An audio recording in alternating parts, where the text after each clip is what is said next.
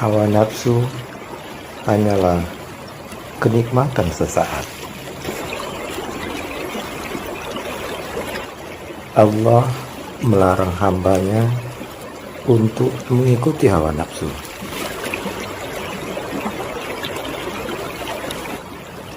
Allah berfirman dalam Al-Quran surat Shad ayat ke-26, dan janganlah kamu mengikuti hawa nafsu, karena ia akan menyesatkan kamu dari jalan Allah. Ibnu Qayyim al-Jauziyah mengatakan, orang yang memperturutkan hawa nafsu hakikatnya mencari kenikmatan semu dan kepuasan nafsu sesaat di dunia, tanpa berpikir panjang akibatnya, walaupun harus rela kehilangan kenikmatan yang hakiki di dunia dan di akhirat. Kendalikan nafsumu. Ibnu Qayyim mengatakan, hawa nafsu adalah kecintaan terhadap sesuatu, sehingga kecintaan itu menguasai hatinya. Kecintaan tersebut sering menyeret seseorang untuk melanggar hukum Allah Azza wa Jalla. Oleh karenanya, hawa nafsu harus dikendalikan. Selanjutnya, Ibnu Qayyim juga mengatakan, hawa nafsu adalah kecondongan jiwa kepada sesuatu yang selaras dengan keinginannya. Apakah nafsu tercela? Ibnu Qayyim mengatakan, nafsu mendorong manusia meraih perkara yang diinginkannya, sedangkan marah mencegahnya dari perkara yang mengganggunya dalam kehidupannya. Maka tidak selayaknya nafsu dicela atau dipuji secara mutlak tanpa pengecualian, sebagaimana marah tidak boleh dicela atau dipuji secara mutlak pula. Mengapa nafsu dicela? Ibnu Qayyim mengatakan, orang yang mengikuti nafsu syahwat dan amarah tidak bisa berhenti sampai pada batas mengambil manfaatnya saja darinya. Jarang orang mampu bersikap tengah-tengah dalam hal itu, mengatur nafsu, syahwat, dan amarahnya. Menurut Ibnu Taimiyah, hawa nafsu asalnya adalah kecintaan jiwa dan kebenciannya. Kecintaan dan kebencian yang ada di dalam jiwa tidaklah tercela, namun yang tercela adalah mengikuti nafsu, karena terkadang hal itu tidak bisa dikuasai. Selanjutnya beliau mengatakan, seseorang yang mengikuti hawa nafsu adalah yang mengikuti perkataan atau perbuatan yang dia sukai dan menolak perkataan atau perbuatan yang dia benci dengan tanpa dasar petunjuk dari Allah Azza wa Jalla. Hawa nafsu mengajak kepada kesesatan. Allah berfirman di dalam surah Al-An'am ayat 119, dan sesungguhnya kebanyakan dari manusia benar-benar hendak menyesatkan orang lain dengan hawa nafsu mereka tanpa pengetahuan. Sesungguhnya Tuhanmu, dialah yang lebih mengetahui orang-orang yang melampaui batas. Selanjutnya Allah juga berfirman di dalam surah Al-Maidah ayat 77 yang mengatakan, dan janganlah kamu mengikuti hawa nafsu orang-orang yang telah sesat dahulunya sebelum kedatangan Nabi Muhammad, dan Mereka telah menyesatkan kebanyakan manusia, dan mereka tersesat dari jalan yang lurus. Ibnu Taimiyah mengatakan, barang siapa mengikuti jalan lain setelah mereka mengetahui agama Islam yang Allah amanahkan kepada Rasul-Nya untuk membawa agama itu, berarti dia sebagai orang yang mengikuti hawa nafsu. Selanjutnya, beliau juga mengatakan bahwa para salaf menamakan ahlul bidah dan orang-orang yang berpecah belah, orang-orang yang menyelisih Alkitab, yaitu Al-Quran dan As-Sunnah atau Al-Hadis, sebagai ahlul ahwa, yaitu orang-orang yang mengikuti hawa nafsu.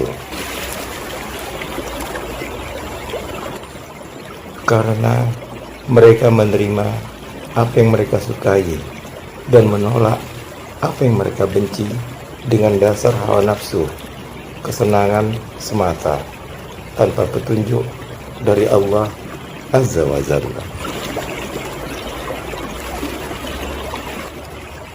Selanjutnya, Ibnu Taimiyah mengatakan, fondasi agama Islam adalah mencintai, membenci, mendukung, menjauhi, beribadah, memohon pertolongan, takut, berharap, dan memberi hanya semata karena Allah Azza wa Jalla.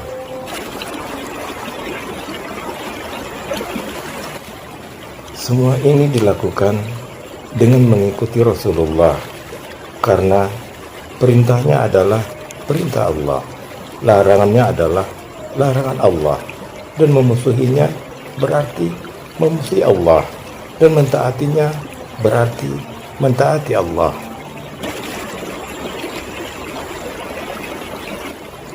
Orang yang mengikuti hawa nafsu jauh dari hidayah.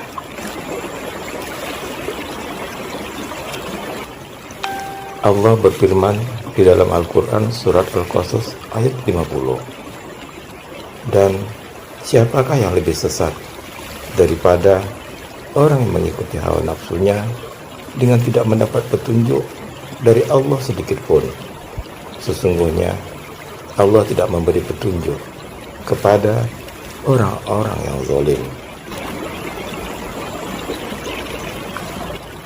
Nabi Shallallahu Alaihi Wasallam bersabda, ada 3 perkara yang membinasakan dan 3 perkara penyelamat. 3 perkara yang membinasakan adalah: pertama, kebakilan dan kerakusan yang ditaati; yang kedua, hawa nafsu yang diikuti; dan ketiga, seseorang yang membanggakan diri sendiri. 3 perkara penyelamat adalah: pertama, takut kepada Allah di waktu sendirian dan dilihat orang banyak; yang kedua, sederhana di waktu kekurangan dan kecukupan; dan yang ketiga, berkata atau berbuat adil di waktu marah dan ridho.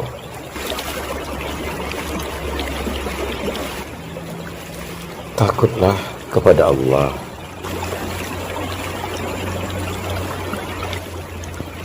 Syekhul Islam mengatakan, jika rasa takut kepada Allah Azza wa Jalla sudah tertanam di dalam hati, maka hati akan bisa memahami dan melihat kebenaran sebagaimana mata yang melihat benda-benda dengan sinar terang matahari. Allah berfirman dalam Al-Quran surah An-Najiyat ayat 40 dan 41. Dan adapun orang-orang yang takut kepada kebesaran Tuhannya dan menahan diri dari keinginan hawa nafsunya, maka sesungguhnya surgalah tempat tinggalnya. Amar ma'ruf dan nahi mungkar harus sabar. Allah berfirman di dalam Al-Quran dalam surat Luqman ayat ke-17. Dan suruhlah manusia mengerjakan yang baik dan cegahlah mereka dari perbuatan yang mungkar, dan bersabarlah terhadap apa yang menimpa kamu. Sesungguhnya yang demikian itu termasuk hal-hal yang diwajibkan oleh Allah.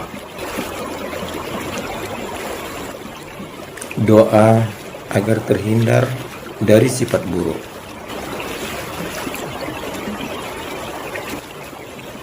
Allahumma inni a'udzubika min munqaratil akhlaq wal a'mali wal ahwa. Ya Allah, aku berlindung kepadamu dari akhlak, amal, dan hawa nafsu yang jelek. Ikutilah Rasulullah agar imanmu kokoh.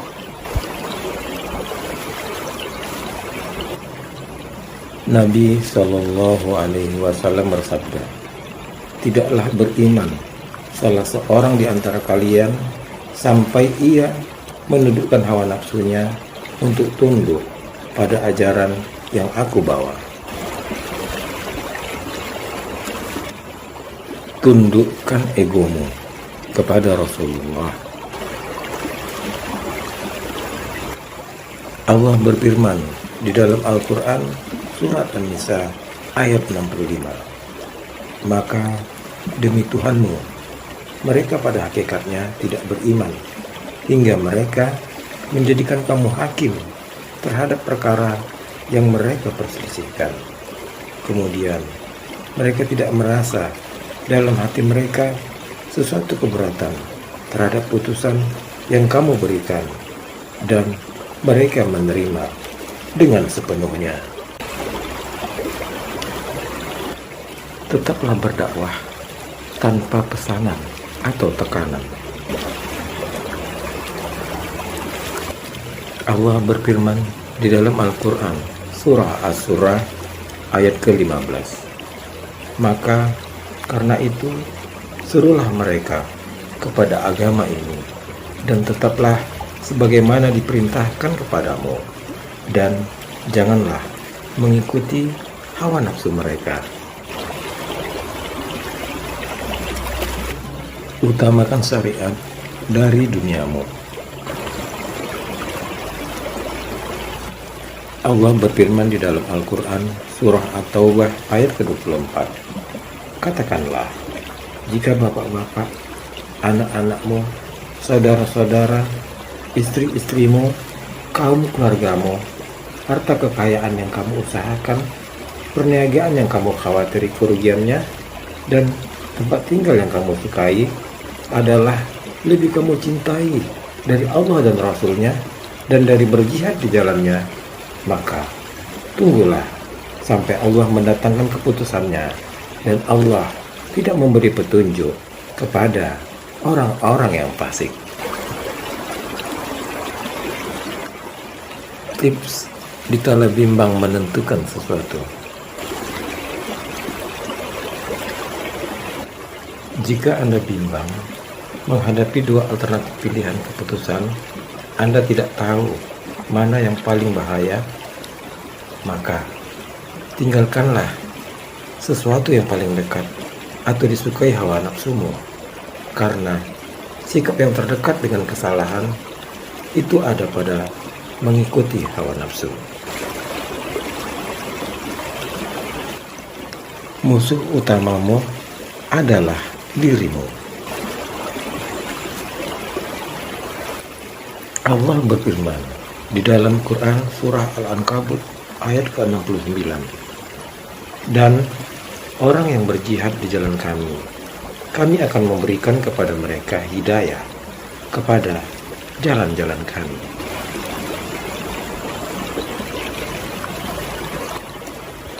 Nabi Shallallahu Alaihi Wasallam bersabda, jihad yang paling utama adalah seseorang berjihad atau berjuang melawan dirinya dan hawa nafsunya. Jihad adalah pintu hidayah. Ibnu Qayyim mengatakan, jihad yang paling wajib adalah menjihadi diri sendiri, menjihadi hawa nafsu, menjihadi setan, dan menjihadi dunia. Siapa yang menjihadi 4 perkara ini karena Allah, maka Allah akan memberinya hidayah kepada jalan-jalan keridhoannya yang akan menyampaikannya ke surga. Siapa yang meninggalkan jihad, maka ia akan kehilangan hidayah sejumlah jihad yang ia tinggalkan.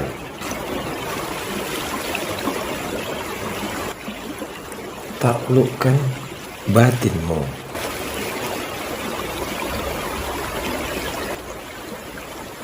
Tidak mungkin ia menjihadi musuhnya yang lahiriah, kecuali dengan menjihadi musuhnya yang batin. Barang siapa yang menang melawan musuhnya yang batin, ia akan menang melawan musuhnya yang lahiriah.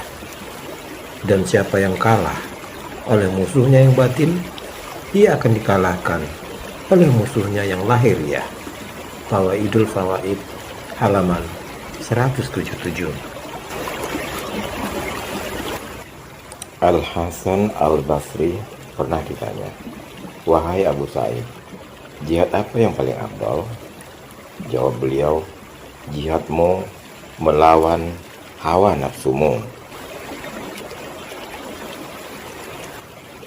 Nabi SAW ketika ditanya tentang jihad apa yang paling afdal, maka beliau bersabda, "Engkau bermujahadah, bersungguh-sungguh melawan hawa nafsu untuk meraih keridhaan Allah."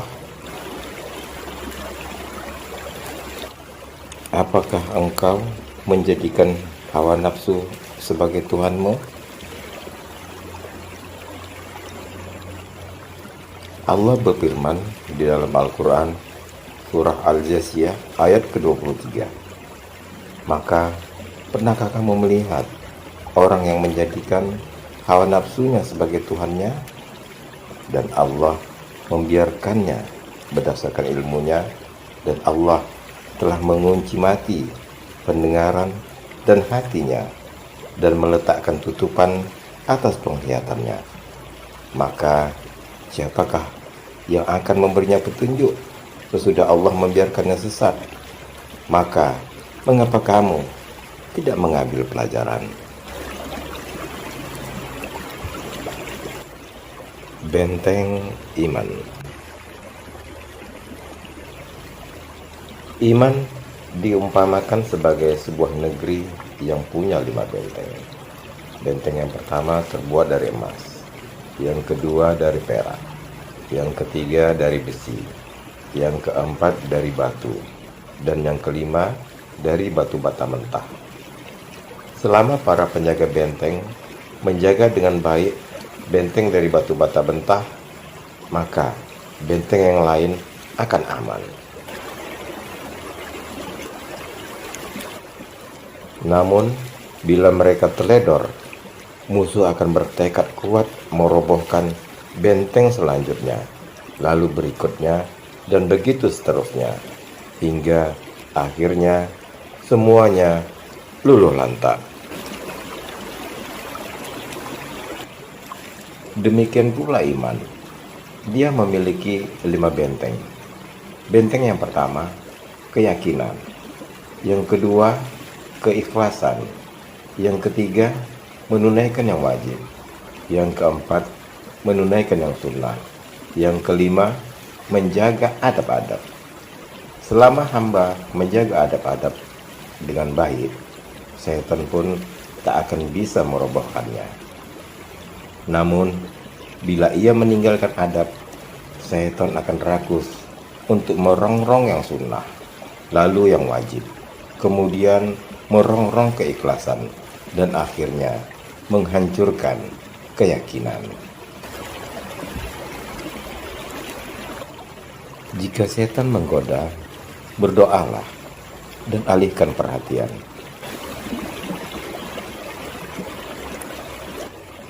Nabi SAW bersabda, setan mendatangi kalian dan membisikkan, siapa yang menciptakan ini? Siapa yang menciptakan itu? Sampai akhirnya dia membisikkan, siapa yang menciptakan Tuhanmu? Jika sudah demikian, segeralah minta perlindungan kepada Allah dan berhentilah memikirkannya. Ibnu Hajar al-Asqalani menafsirkan ayat ini di dalam Fathul Barinya, berhenti memikirkannya dan dia sadari bahwa setan hendak merusak agama dan pikirannya dengan bisikan semacam itu, sehingga selayaknya dia berusaha menghilangkannya dengan menyibukkan diri memikirkan yang lainnya. Ibnu Qayyim mengatakan, ada 4 cara untuk berjihad melawan dirimu. Yang pertama, berjihad dalam menuntut ilmu agama yang tidak akan ada kebahagiaan di dunia dan di akhirat kecuali dengannya. Barang siapa yang ketinggalan ilmu agama, maka dia akan sengsara di dunia dan di akhirat. Yang kedua, berjihad dalam mengamalkan ilmu yang dia pelajari, karena ilmu tanpa amal tidak akan memudaratkannya, minimal ilmunya tidak bermanfaat. Yang ketiga, berjihad dalam dakwah kepada ilmu tersebut dan mengajarkannya kepada yang tidak tahu. Jika tidak, maka dia termasuk orang yang menyembunyikan ilmu yang telah diturunkan Allah dan tidak akan bermanfaat ilmunya dan akan tiba azab Allah kepadanya. Yang keempat, berjihad dalam bersabar menghadapi rintangan di jalan dakwah serta gangguan manusia karena Allah. Cerdas dan populer di langit. Ibnu Qayyim mengatakan, barang siapa yang mengetahui kebenaran lalu dia mengamalkan dan mengajarkannya, maka dia akan tersanjung di kalangan para penghuni langit. Ibnul Jauzi mengatakan, orang yang cerdas akan menahan jiwanya dari sebuah kenikmatan yang menyisakan kepedihan dan syahwat yang mewariskan penyesalan.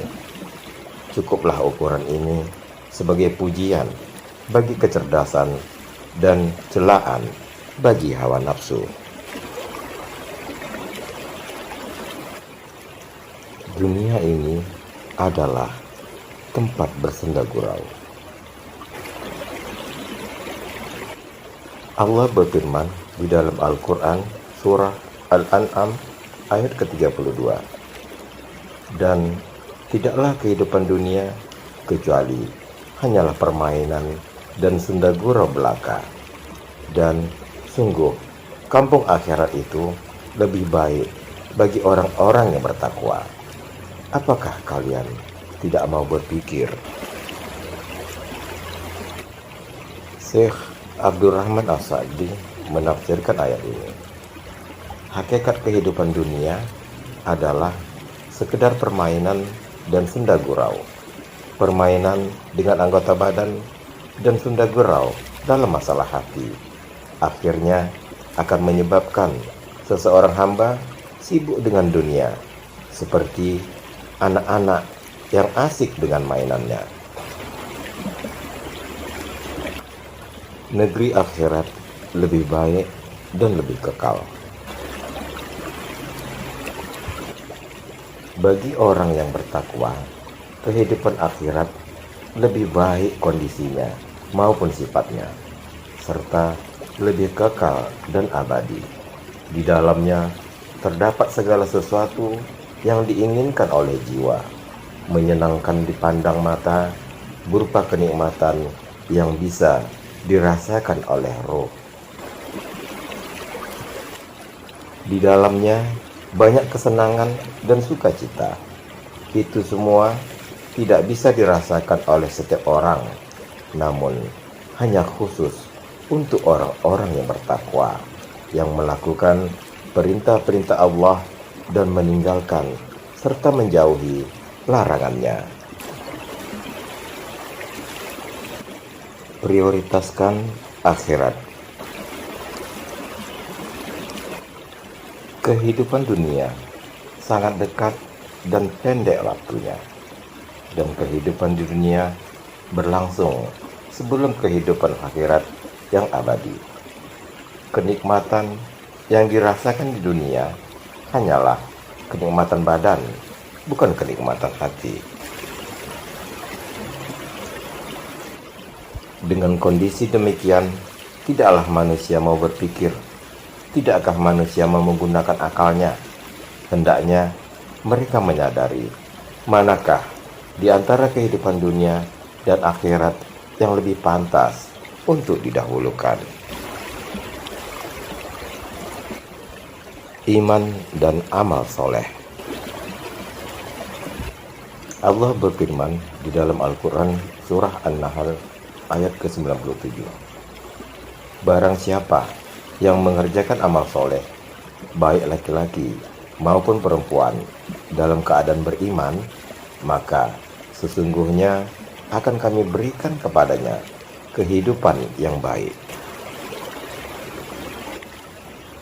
Dalam ayat ini, Allah tegaskan bahwa kehidupan yang baik hanya akan didapatkan oleh orang yang bisa mengumpulkan dua sifat, yaitu beriman dan beramal soleh. Surga dibenci, neraka disukai. Nabi SAW bersabda, surga itu diliputi perkara-perkara yang dibenci oleh jiwa, dan neraka itu diliputi perkara-perkara yang disukai syahwat. Imam An-Nawawi memaknai hadis ini, seseorang itu tidak akan masuk surga sehingga mengamalkan perkara-perkara yang dibenci jiwa. Begitu pula sebaliknya, seseorang itu tidak akan masuk neraka sehingga ia mengamalkan perkara-perkara yang disenangi oleh syahwat. Tabir surga dan neraka.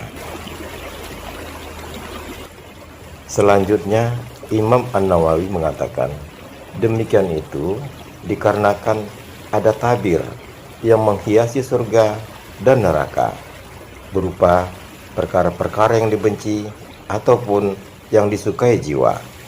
Barang siapa yang berhasil membuka tabir, maka ia akan sampai ke dalamnya. Tabir surga itu dibuka dengan amalan-amalan yang dibenci jiwa, dan tabir neraka itu dibuka dengan amalan-amalan yang disenangi syahwat. Selanjutnya, Imam An-Nawawi mengatakan, amalan yang dibenci jiwa seperti bersungguh-sungguh dalam beribadah kepada Allah, bersabar di saat berat menjalankannya, menahan amarah, memaafkan orang lain, berlaku lemah lembut, bersedekah, menahan hawa nafsu, dan lain-lain. Sementara perkara yang menghiasi neraka, yaitu perkara yang disukai jiwa yang jelas keharamannya, seperti minum khamar, berzina, memandang wanita yang bukan mahramnya tanpa hajat, menggunjing, bermain musik, dan yang lainnya.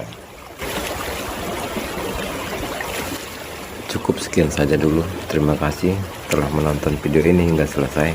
Semoga apa yang disajikan bermanfaat bagi kita semua dan menambah ketakwaan kita. kepada Allah Azza wa Jalla. Subhanakallahumma wa bihamdika la ilaha illa anta astaghfiruka wa atubu ilaik. Assalamualaikum warahmatullahi wabarakatuh.